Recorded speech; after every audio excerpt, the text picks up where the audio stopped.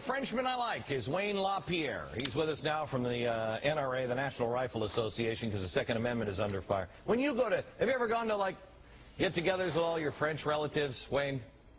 To those LaPierre picnics? I tell you, I wish I could find him, to tell you the truth.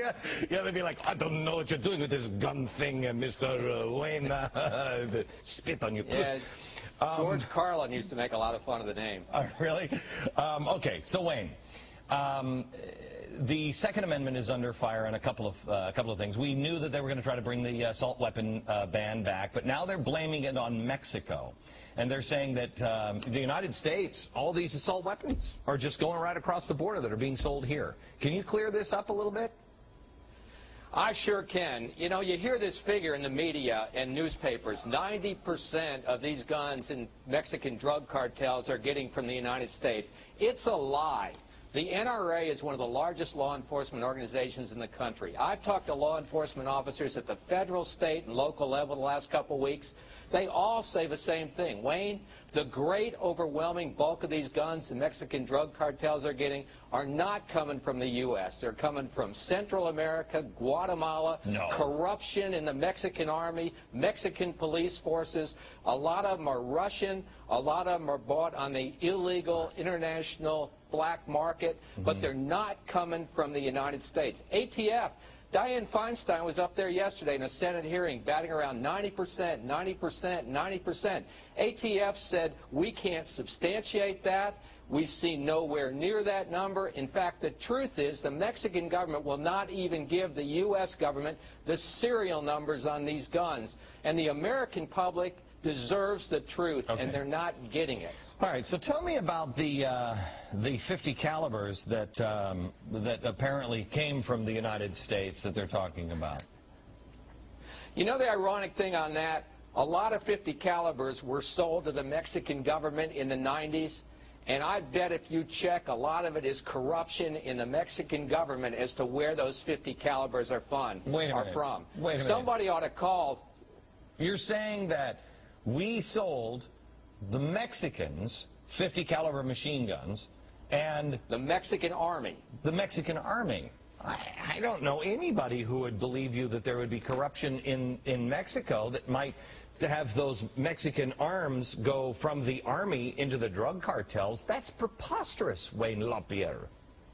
You got it. And somebody ought to ask the U.S. companies, hey, how many have you been asked to trace here in the U.S.? I mean, that's my bet as to what's going on that. Okay. I mean, look, the whole idea that you're going to that the answer to this is diminishing the Second Amendment freedom of American citizens is preposterous. It will not affect these drug cartels that kill, rape, rob, murder, and our armies, the equivalent of these terrorist operations in Pakistan over the Afghan border. They could care less. Okay, Wayne, I want to read, if I have time, a couple of letters. I may only have time for one.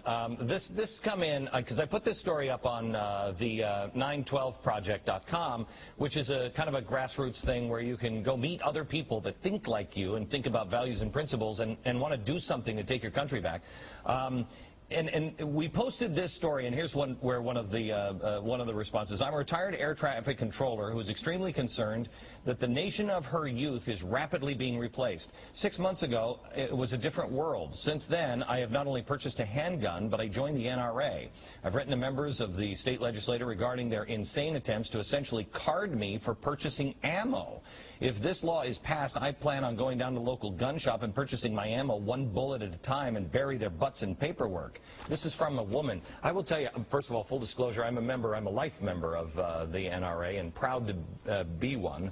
But tell me, I am seeing more and more women coming out of the woodwork really, really concerned. And I found that odd for the longest while, and I think there's maybe something going on with women, that maternal instinct where they're feeling like they've got to protect the family a little bit and take care of their kids. Are you seeing anything like that with membership or anything? Well, we're all seeing one of the greatest freedom movements in the world right now is women, men, people all over this country in one of the worst economies in our lifetime going out and buying firearms. They're saying, I will protect my family, I will protect my neighborhood, and I will stand up for my rights. And that's happening everywhere.